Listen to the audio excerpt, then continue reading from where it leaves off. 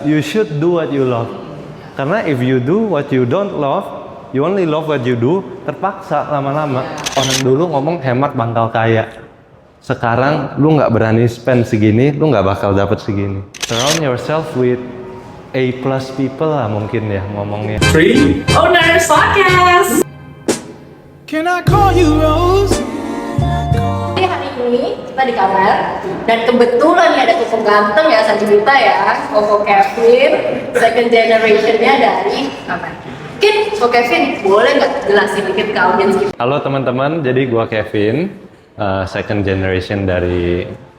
Actually perusahaan kita tadinya bukan namanya Kamer, jadi kita dimulai dari ASM, which is Alam Sukses Mandiri. Tapi kita rebranding about maybe 8-10 years ago. Jadi kita udah jalan hampir 10 tahun dengan nama Karya Mandiri Marmar atau Kamer ini. Background aku sendiri dari accounting. Jadi I went to Melbourne buat kuliah. Waktu itu di sana ambil accounting finance 2 tahun karena waktu itu 1 tahun ambil diploma di Jakarta. Actually habis itu juga ke Cina dulu 8 bulan. Jadi basically karena kerjaan kita itu berhubungan dengan nggak cuma di lokal sini aja, kita banyak impor barang which is juga ada dari Italia, Turki, China. Jadi because China is one of them, jadi juga gua sempat belajar bahasa ke Cina, ke Xiamen. Awalnya planning 1 tahun, cuman kebetulan 8 bulan itu udah lumayan bisa baca tulis, jadi ya nggak mau jadi dosen juga, nggak mau jadi guru juga, jadi 8 bulan udah balik lagi ke sini. So begitu balik ke sini nggak terjun ke kantor mana, biro mana, enggak, langsung bantu deh di sini. Jadi basically it's a level 0 for me, dan terjun ke sini itu benar-benar something new. Jadi begitu sampai sini benar-benar no. Jadi ilmu accounting juga nggak kepake, ilmu finance juga nggak kepake. Basically it's something new. Ilmu batu, apa itu batu. Jadi that's a little bit of background buat aku ya. Kita tadi sempat ngobrol ya sama papanya Koko gitu kan, anak Tio gitu kan. Koko ini dijuluki sebagai anak ajaib gitu. Dari SMP sudah meramalkan I will take it this as a challenge gitu kan. Ini perusahaan bakal beres di tangan saya gitu kan. Kalau udah suka gitu berarti. Atau sebenarnya waktu SMP ya masih oke, lama-lama falling in love gitu sama marmer ini. Jadi basically for me it's something very simple. Kalau orang tua kalian itu sudah merintis something, nggak gampang loh. Gue ngelihat banyak teman-teman dengan kapasitas orang tua yang ya nggak kaleng-kaleng. Teman-teman ada yang pabrik raksasa segala macam. Well, mereka juga kuliah di luar negeri and eventually dia orang nggak mau balik. Ada yang lebih suka stay di sana. Ada yang dengan keidealisan anak muda, kadang-kadang kita punya cara pikir tuh, dia orang bisa, kenapa kita nggak bisa, kita mulai dari nol lagi. Ya banyak pemikiran-pemikiran seperti itu, cuman kayak kalau for me, orang tua lu udah bikin something dari nol, buat siapa? Aku dari dulu pikir, orang tua udah bikin ini, bukannya aku gampang take over atau apa, cuman let's make it bigger or not better. Kalau bisa kenapa enggak gitu loh. Daripada kita memulai sesuatu, hitungannya juga coba-coba lagi, belum tentu gimana juga, dan ujung-ujung juga well modalnya juga dari orang tua kita. Why not maximize hal yang udah kita punya. Di sini kita juga mau eksperimen, mau apa juga bisa. Well, it's not as simple as it seems, karena kerja dengan family itu beda sama kerja sendiri. Kerja sama orang tua tuh lebih banyak gak enak daripada enaknya. Karena kita kerjaan tuh gak berakhir di kantor. Sampai di rumah ngomong kerjaan lagi. Well, tapi it's kind of like one statement yang tadi Koko mention kan. Jadi maintaining the business saja udah susah nih ceritanya gitu. Jadi second gen, aku relate sama Koko karena juga aku di industri yang memang second gen. Sometimes too much noise juga kan di head kita gitu, carrying this throne segala macam itu passing legacy dari bapak kita mungkin yang dia udah semua udah tahu deh. Mereka kerja dari zero to hero. Sekarang kalau kita adalah gimana caranya jadi 10x nih gitu kan. Itu yang jadi challenge yang kita ini kan. Koko ngalamin juga nggak sih fase itu waktu misalkan the first year mungkin waktu take over, maksudnya all eyes on you kan, Kok waktu itu the employee-nya mungkin sometimes ada yang ikut down, sometimes ada yang ikut recognition, itu Koko gimana sih cara maksudnya dealing sama, atau Koko santai nih, gak apa-apa gitu, gak ada pressure. Jadi sounds cliche, tapi gue percaya walaupun gue dari nol, nggak ada basic di bidang ini, even yang lebih lucu tuh dulu gue tuh pendiam, very very introverted. Jadi dari basicnya dari SD, nggak usah dari SD, mungkin dari TK throughout sampai SMA, even in uni, temen tuh dikit banget. Karena nggak nyaman ngomong sama orang, nggak usah ngomong sama orang, lihat matanya aja eye contact tuh susah banget. Long story short, nggak punya banyak teman gitu loh. Buat socialize aja susah, apalagi buat berteman. Cuman kan begitu balik, tadinya ambil jurusan accounting, jurusan yang dimana, in my opinion, introverted person is the one who excels in this category gitu. Karena ya udah di depan layar terus kan. Kalau perlu laporan ya accounting ya tinggal laporan paling sama 1-2 orang gitu kan. Sementara ini jualan ini itu kita harus bisa jadi marketing. Dan kita jualan something barang yang nggak murah. Jadi jualan marmer itu ada beberapa hal. 1, nggak murah. 2, barang alam. Karena barang alam jadi selalu ada problem. Retak lah, blok warna beda lah, nggak usah blok beda, 1 blok aja urannya bisa lari-lari gitu. Kepasang ada lagi masalahnya, ada yang retak di tempat lah, tukang jatoin barang lah, nanti pemasangannya nggak sesuai gambar lah. Kalau marmer putih tahu sendiri bisa nguning segala macem. Udah gilanya lagi itu gimana kita bisa jualan barang yang masalah tapi dengan harga yang mahal, nggak bisa dibilang murah lah gitu. Jadi buat itu kan dari seorang yang introverted bisa sampai ke sini, well it's a big jump for me. Nah balik lagi kayak yang tadi gue bilang, gue orang yang cukup berpegang pada faith, pada kepercayaan. Gue lebih berserah pada Tuhan gitu. Jadi I know it's hard, tapi ya let's do it gitu loh. Karena dengan kita coba jalanin hari ke hari, even di awalnya itu bagian nggak mudahnya. Jadi gua sama bokap tuh bukan tipe yang ngobrol setiap hari. We're not the type yang bisa cerita-cerita, share semua hal. Jadi mungkin dia juga nggak ngajarin gua tuh A to Z. Jadi lu tuh harusnya gini, then do this, then do this, then do this. Nggak pernah. Jadi basically gua balik, ya udah, lu bantuin apaan ya? Hah? Bingung. Accounting kantor, udah ada orang yang jalan, bantu dari mana gitu? Mau jualan, gimana jualan? Bener-bener kayak orang bingung gitu kan? So basically karena dulu dia tipe jualannya yang door to door, 30 tahun yang lalu kita belum ada gudang sendiri, belum ada barang sendiri. Jadi what he did was he went to these warehouses, pabrik-pabrik gede, ya dia marking aja Sundam Tio.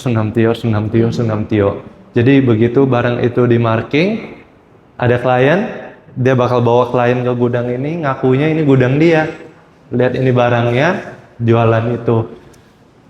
Terus gua kayak oke, dia jualan gitu, jadi gue juga jualan door to door. Jadi basically waktu itu modal bisa nyetir. Jadi gue ke komplek-komplek rumah, samperin dia ya satu-satu, ngobrol sama mandor, ngobrol sama siapapun di proyek, 1-2 kali ketemu owner langsung juga, dan ya kayak bocah gitu, bener-bener kayak bocah di proyek yang nggak ngerti apa-apa. Cuman what's surprising is that nggak ada yang nganggap gue kayak bocah. Jadi ya di proyek bisa aja gitu ngomong ngebanyol gitu, padahal ya basically yang tadi introverted person, jadi maksa aja. Dan ternyata sejalannya waktu itu ya you learn by doing. Jadi itu yang I also implement it to all my employees here. Jadi kita itu lebih suka kayak misalnya marketing. Lebih suka ke mereka tuh, mereka coba dulu ada masalah apa baru balik ke kita. Jadi sama kayak yang gue lalui, gue juga lebih coba belajar apa yang ada di luar situ benar-benar dari nol, dari nggak tahu apa-apa, mulai jualan, mulai tahu barang ini masalahnya itu, sampai pemasangannya gimana, ada masalah apa, well bisa. Kita juga masih bisa tetap nanya ke orang tua kan. Thank God juga orang tua masih di sini, walaupun ya itu nggak A to Z, cuman kan beda orang tua, beda karakter ya. Mungkin ada beberapa orang tua yang lebih suka ngajar A to Z langsung, jadi you know what you're doing. Well, kalau ketemu orang tua yang sama seperti gua, ya you just have to figure out the way. Dan pasti ada titiknya buat ngebalance kayak kita sekarang udah mulai ketemu balance-nya kan, jalannya jadi lebih enak gitu loh. Jadi it's not easy doing your family business, tapi actually it's something worth it to try, and sebenarnya it's a happy thing to have this thing called legacy in your family. Jadi something to pass on. Walaupun gue juga belum tahu apakah gue bakal pass ini ke anak lagi nanti, tapi it's a good thing to have a legacy in your family. Ya, jadi maintaining itu aja udah susah, udah banyak ini, tapi kan yang tadi, jadi buat teman-teman juga, kadang yang suka dilupain orang-orang bilang kita orang privilege gitu kan, yang punya ini, padahal nggak semudah itu. Kita juga starting from scratch kan, kayak aku juga kan pasti nggak bahasanya gitu, door segala macam sampai sekarang di posisi sekarang gitu kan. Tapi kalau Kevin tadi sempat mention kan, Kevin itu totally introvert, barangkali kan muncul friend gitu kan, yang di community nih gitu kan, community sepeda itu. Koko juga join di komunitas sepeda ini hanya COVID. Apa nih komunitasnya seorang Kevin yang introvert coba yang hobi gitu, atau memang hobi Koko dari lama nggak tahu nih. Nah, ini talking about pandemic, about COVID. Jadi orang lain tuh bakal bilang COVID itu era yang dimana sangat nggak enak, era yang dimana ya semua slow down. Semua susah lah kayaknya, emang it's a very very hard times. Cuman waktu itu because nggak ada klien yang datang, bukan nggak ada yang klien yang datang, klien tetap ada, cuman klien nggak datang. Jadi karena waktu itu juga nggak mungkin berkunjung, proyek-proyek yang jalan atau beberapa proyek yang baru pun kontak by arsitek, by foto, udah semua kayak gitu. Jadi kita nggak ada ketemu orang sama sekali, nggak ada activity kan. Jadi full di rumah tuh waktu itu. Full di rumah waktu itu sampai at one point 1 bulan, 2 bulan kayaknya berasa orang gila ya di rumah aja ya. Bosen banget ya, walaupun ya tetap kerja, cuman ya di rumah gila juga gitu ya. Mulai kan waktu itu ada yang jalan keluar lah, jalan di komplek tapi tetap pakai masker.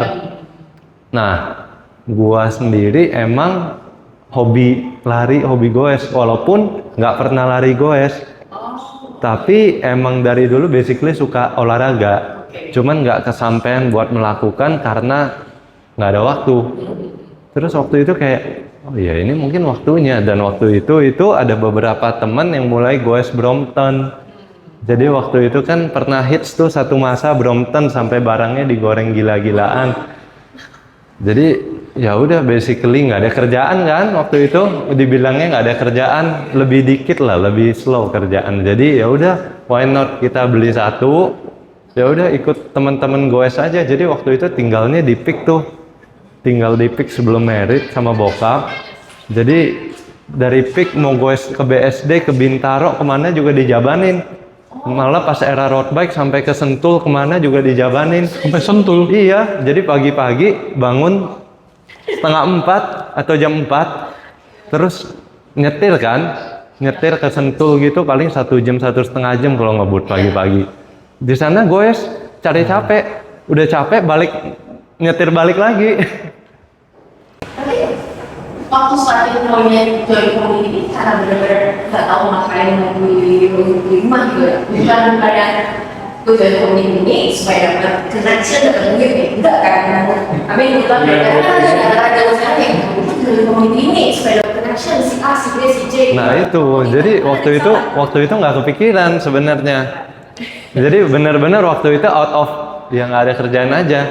Makanya it's also a blessing karena it's a blessing in disguise actually. Karena dengan berkomunitas itu, jadi Brompton tuh waktu itu, terus ternyata ketagihan mulai gila road bike, ada tuh 2-3 tahun sampai ikut lomba-lomba. Jadi waktu itu tuh di PIK 2 tuh tiap bulan ada aja acara dan gila-gilaan goesnya, jadi sampai serius banget, udah kayak bawa mau ikut lomba punya, latihannya juga ada strukturnya segala macam.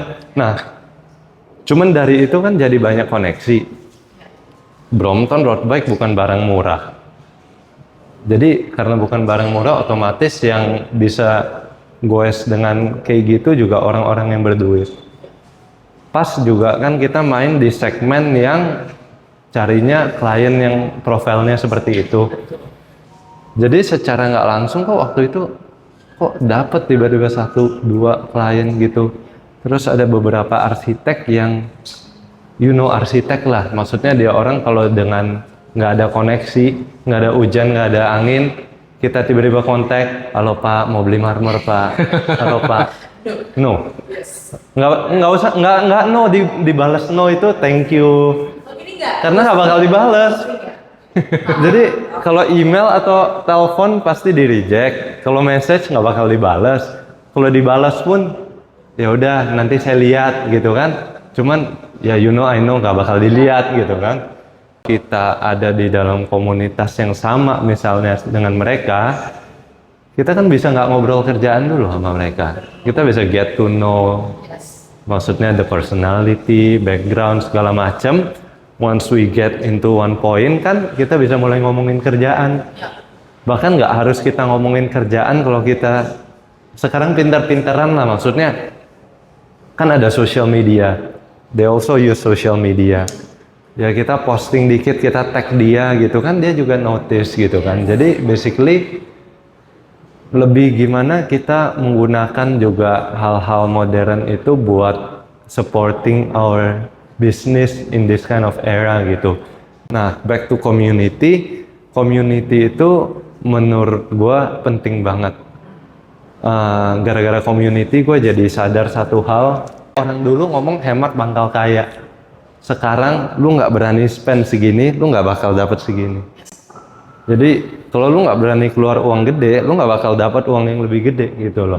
Karena they play in this league gitu, orang-orang yang gede gitu. Jadi kalau kita nggak segini aja nggak berani spend, gimana kita bisa ketemu yang liganya di sini gitu loh. Kayak itu sepeda. Jadi dari sepeda itu nggak sadar ini tiba-tiba ada aja. Jadi gua yang tadinya very introverted otomatis kebuka pelan-pelan, dan actually COVID period itu masa kejayaan kamar juga, karena di saat orang lagi slow kita bisa penetrate by community gitu loh. Jadi kenalan lebih banyak, orang di saat slow di approach juga lebih enak gitu loh. Jadi kebetulan juga gua hobi mobil. Jadi maksudnya ya finally after consider ya ada beli satu lah mobil lumayan lama juga.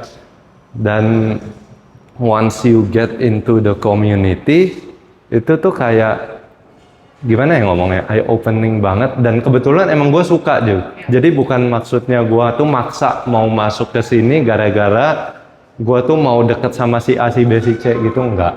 Jadi emang basicnya suka mobil, suka hal-hal mekanis dari dulu. Jadi begitu lihat mobil dan intrik-intrik mobil rusak dibener-benerin, itu demen liatnya gitu. Ya, jadi finally I got the point to buy one dan mulai masuk ke komunitas ini kan. Pintu-pintu yang tadinya ditutup tuh mulai dibuka-bukain gitu. Jadi arsitek yang tadinya nggak ngebales itu, dia juga nggak tahu dia nggak balas gua, cuman akhirnya halo juga gitu kan. Jadi tapi itu nggak harus bisnis konstruksi gitu.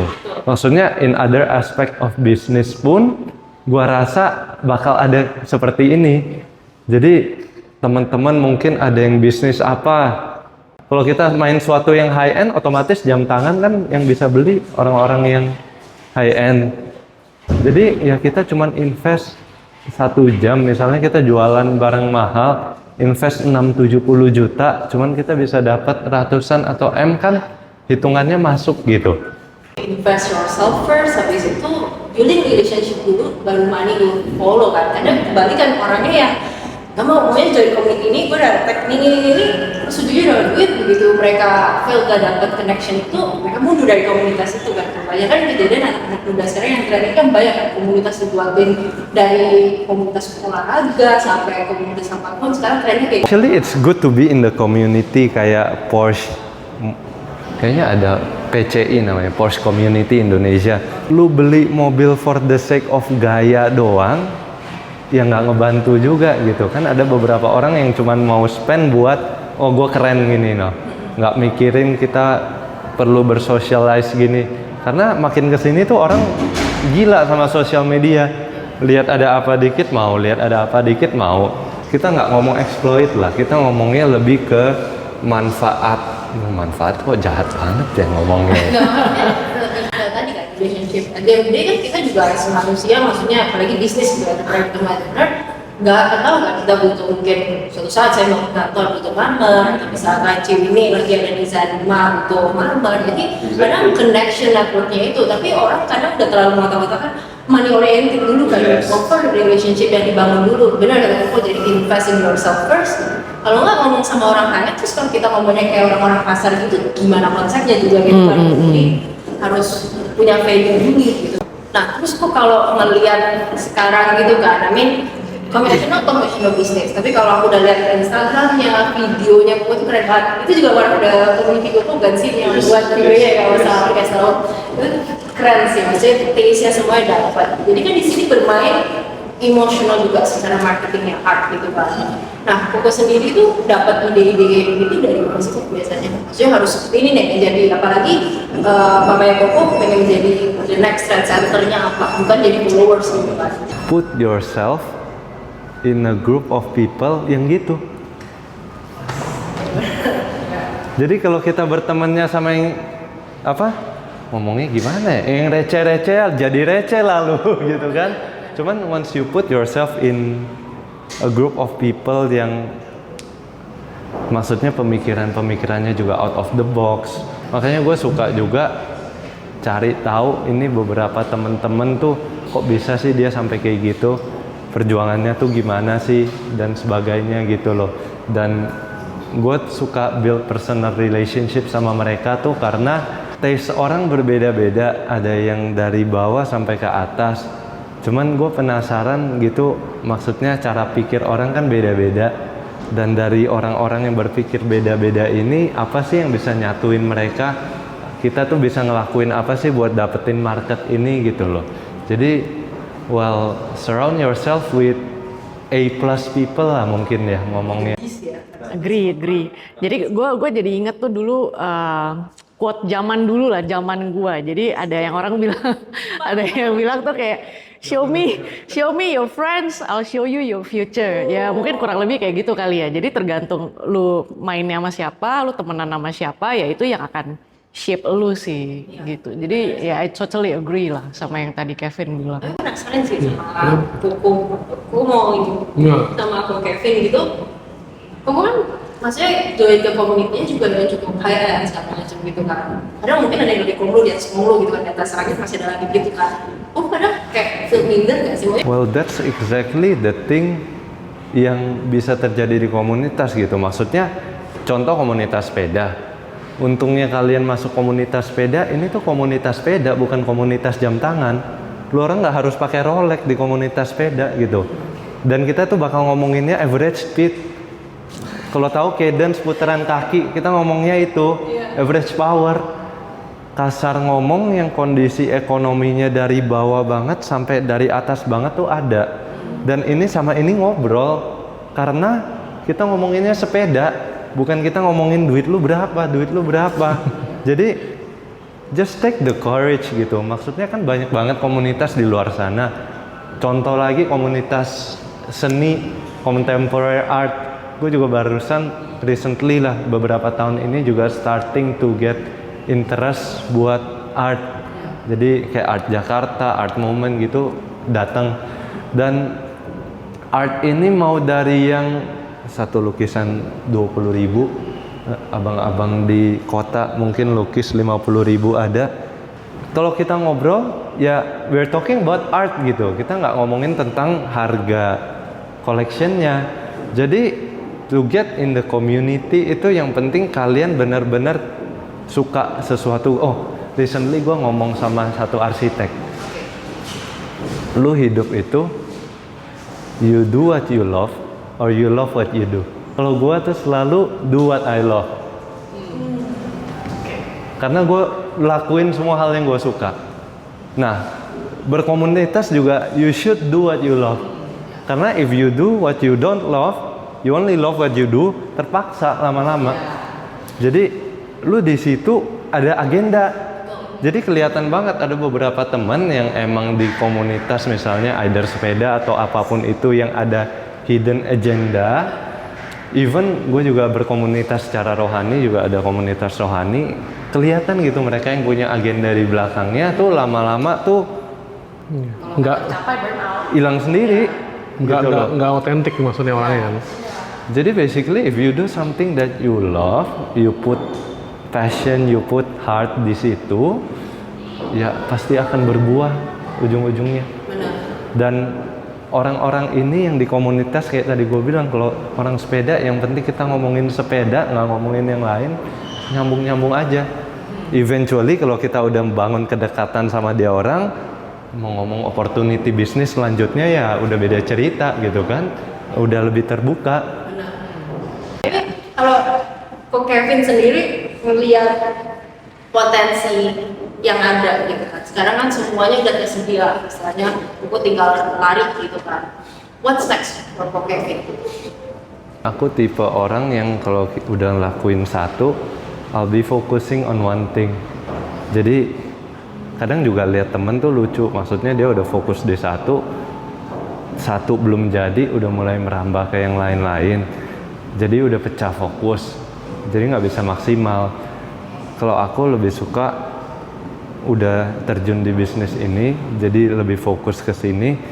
Jadi aku lebih mau mikir 5-10 tahun ke depan tuh gimana caranya lebih benerin sistemnya lagi, lebih perbaharuin cara kerjanya lagi. Era kan bisa berubah, cara jualan bisa berubah. Nanti mungkin sosial media nggak tahu 10 tahun lagi Instagram masih berlaku atau enggak gitu kan. Ya kita coba maintain itu, sama kita maintain klien-klien kita juga yang lama. Terus kalau bisa ya buka di tempat-tempat yang baru. Dan seperti ini Terraso, jadi kita juga 2-3 tahun ini baru main Terraso.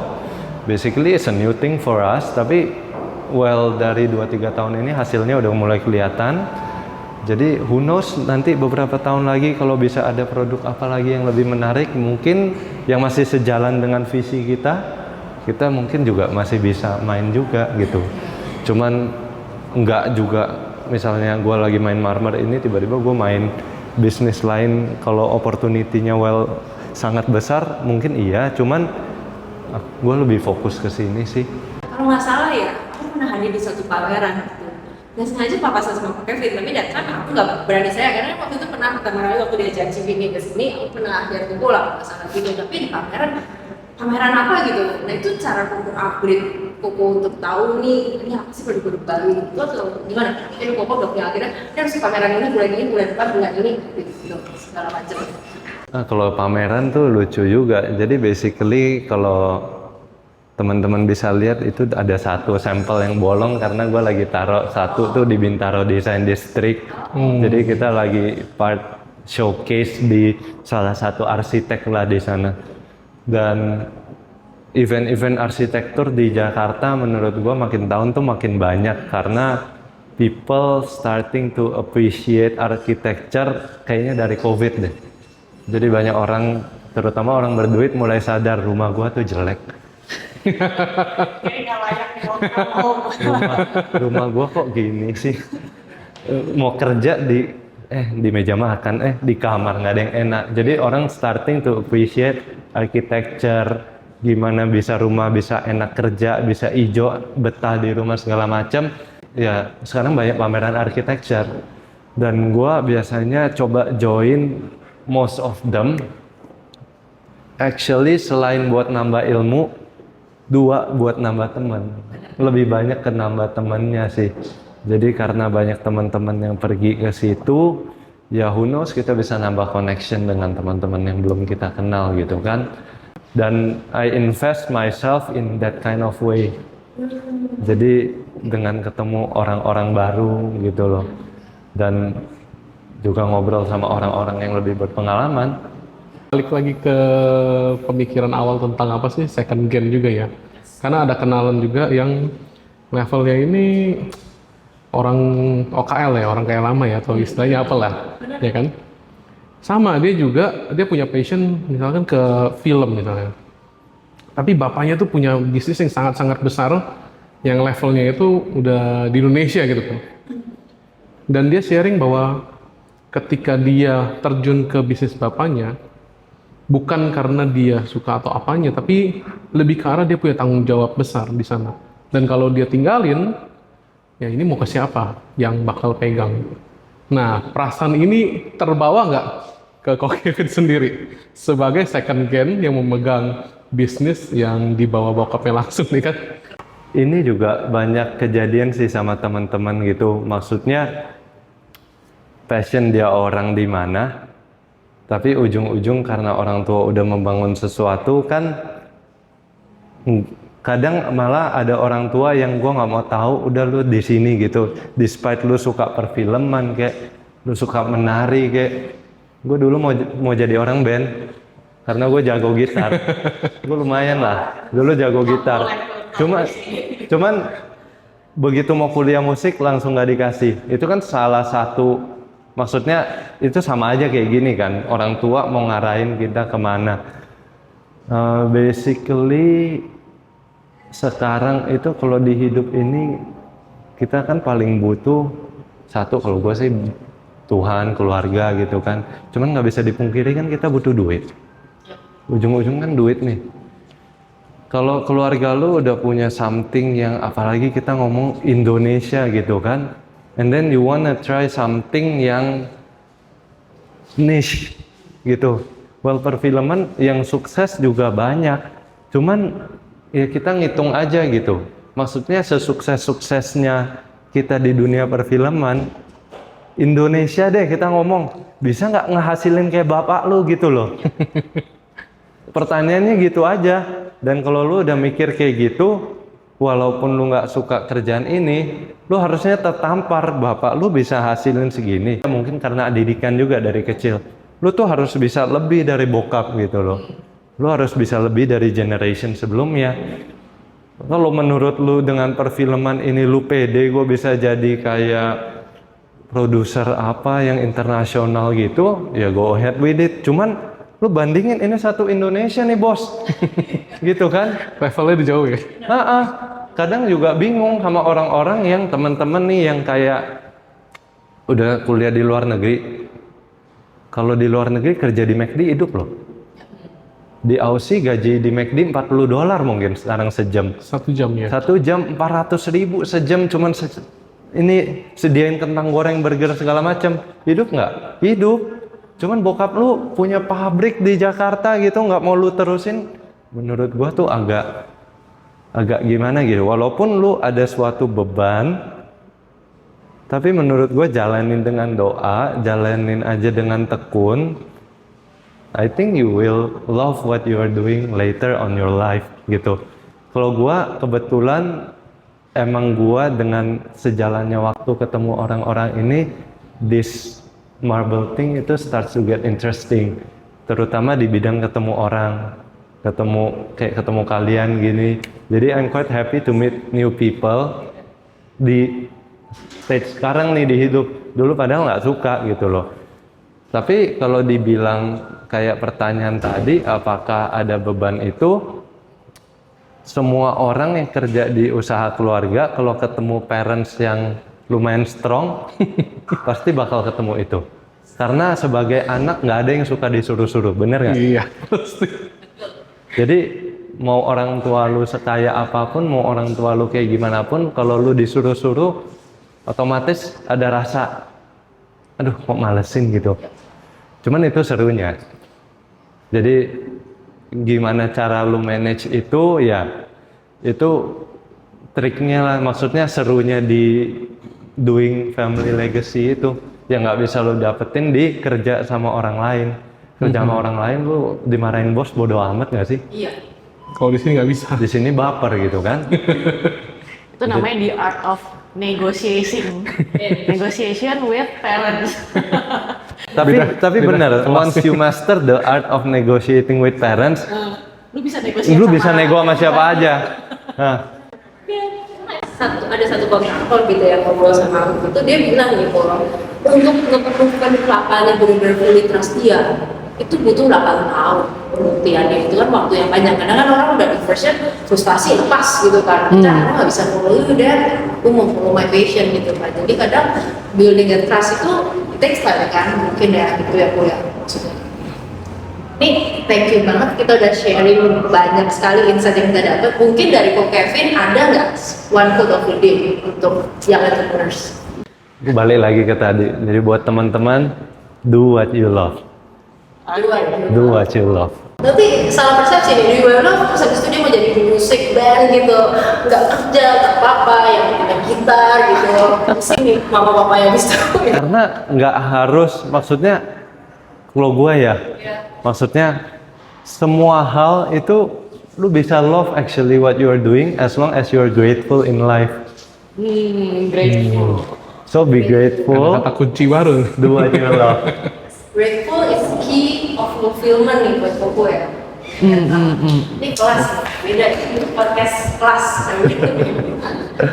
Cuy, ini mungkin ada recap untuk hari ini. Yang gue pelajari dari Kevin ini adalah mungkin DNA-nya turun ya dari Panamtio. Jadi kan kalau Panamtio itu kalau gue lihat dia tuh sangat itu cinta Tuhan, sayang keluarga dan lain-lain, dan itu yang tadi gue bilang sih. Jadi benih atau pupuk yang Panamtio pupuk di keluarga, dan akhirnya si Kevin ini akhirnya bisa nangkep si esensinya. Oh, bokap gue ternyata udah bikin kerjaan sampai segini nih. Jadi secara nggak sadar tuh Kevin ya being grateful kan. Oh, ternyata Panamtio tuh udah effortnya sampai segini loh. Jadi ya Kevin berusaha untuk ngelanjutin legacy yang Panamtio udah build. Tapi di balik itu juga Kevin very good karena ya itu, with being grateful dia bisa ngelakuin segala sesuatu yang dia jadi bisa have passion dari segala yang dia lakukan. Jadi itu sih. Jadi kalau menurut gue ya, kadang kita lihat orang tuh, kok ini orang charming banget ya. Nah, Kevin ini salah satu orang yang charming gitu loh. Nah, jadi charming itu nggak kita bilang, oh dia good looking, walaupun dia good looking ya. Jadi kayak, ya, jadi charming itu, kenapa orang bisa terlihat charming? Kenapa orang bisa terlihat charming? Karena dia emang bener-bener melakukan apa yang dia lakukan. Jadi kayak bener-bener he love what he doing lah. Jadi bener-bener passionate di situ. Jadi itu sih yang ngebentuk aura charmingnya. Kalau menurut gue semua orang pasti begitu sih. Itu sih yang gue bisa recap. Dapat semuanya all in one package. Saya sudah menikah ya, tolong audience gitu. Nggak bisa mendaftar untuk enggak, tapi saya nggak ikutan. Instagramnya langsung banjir gitu, nanti kan pusing. Pusing ya. Anyway, thank you so much. Thank you juga Ahmed dan support kita dari Azamazon untuk upcoming event. Thank you ya. Welcome anytime. Wih, suka. Borong sekalian sih. Oke.